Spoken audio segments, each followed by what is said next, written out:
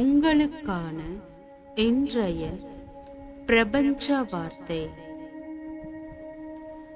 உங்கள் வாழ்க்கையின் நிகழ்வுகள் அனைத்தையும் உங்களை நோக்கி கவர்ந்து இழுத்துக் கொண்டிருப்பது நீங்கள்.